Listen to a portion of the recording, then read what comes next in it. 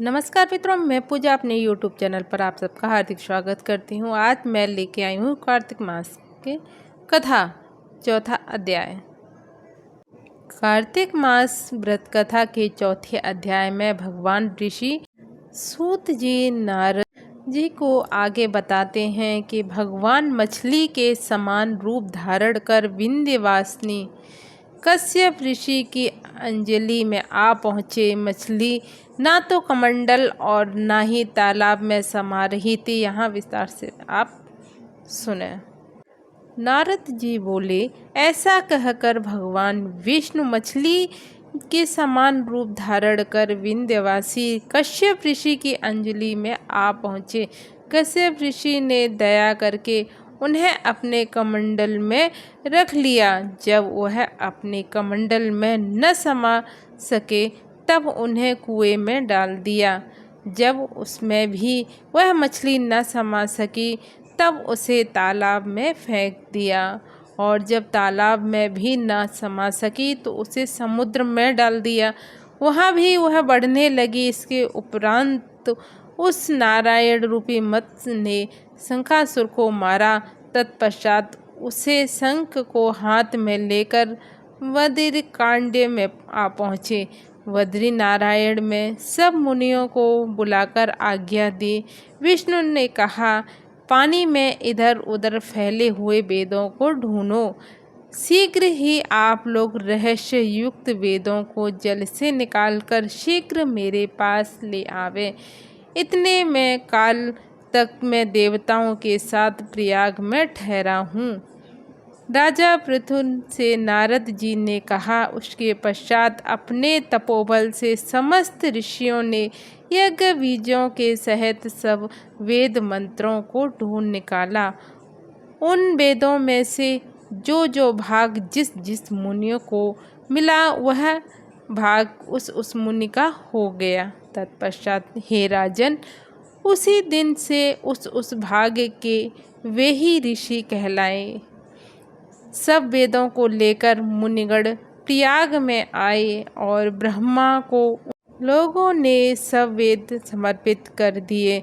सब वेदों को पाकर ब्रह्मा जी बड़े प्रसन्न हुए। तुरंत ही उन्होंने देवता तथा ऋषियों के साथ अश्वमेध यज्ञ किया। यज्ञ के अंत में देवता, गंधर्व, यक्ष, नाग और ग्राहक गण विष्णु को भूमि में दंडवत करके प्रार्थना करने लगे।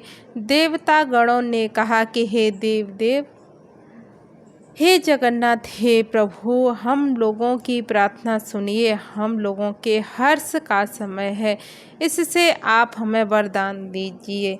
इस स्थान में नष्ट हुए वेद पुनः ब्रह्मा को मिले हैं। हे लक्ष्मीपति, आपकी अनुकंपा से हम लोगों को यज्ञ का भाग भी यहाँ मिला है, इसलिए यह स्थान आपके प्रसाद से आज भी पृथ्वी भर में सर्व प्रधान, पुण्य को बढ़ाने वाला, मुक्ति और मुक्ति देने वाला होवे।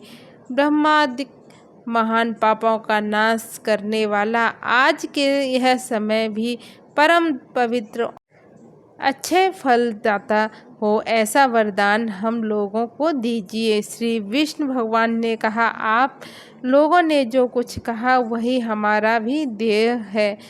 जैसा आप लोगों ने मुझसे कहा है वैसा ही यह ब्रह्म क्षेत्र जगत प्रसिद्ध होगा। सूर्य वंश में उत्पन्न राजा भागीरथ गंगा जी को यहाँ पर लावेंगे और गंगा जी का सूर्यपुत्री यमुना जी के साथ यहाँ पर संगम होगा। आप लोगों तथा समस्त ब्रह्मादिक देवताओं के साथ भी यहीं पर रहूँगा। यह स्थल तीर्थराज के नाम से प्रसिद्ध होगा। यज्ञ, दान, व्रत, हवन, जप और पूजादि कृत्य यहाँ पर सदा अनंत फल देने वाले और मोक्षदायी होंगे। 7 जन्मों के लिए हुए ब्रह्मादिक महापाप भी इस तीर्थराज के दर्शन मात्र से उसी समय नष्ट हो जाएंगे। जो बुद्धिमान मनुष्य मेरे सन्निकट शरीर त्याग करेंगे वे मेरे ही शरीर में मिल जाएंगे। फिर उनका पुनः जन्म नहीं होगा। जो प्राणी यहाँ अपने पितरों के उद्देश्य से श्राद्ध करेंगे उनके पितर साक्षात मेरे समान रूप वाले हो जाएंगे। यह समय भी समस्त प्राणियों को महापुण्य फल देने वाला होगा। जो लोग इस तीर्थ राज में मकर राशि के सूर्य में स्नान करेंगे उनके समस्त पाप भी नष्ट हो जाएंगे।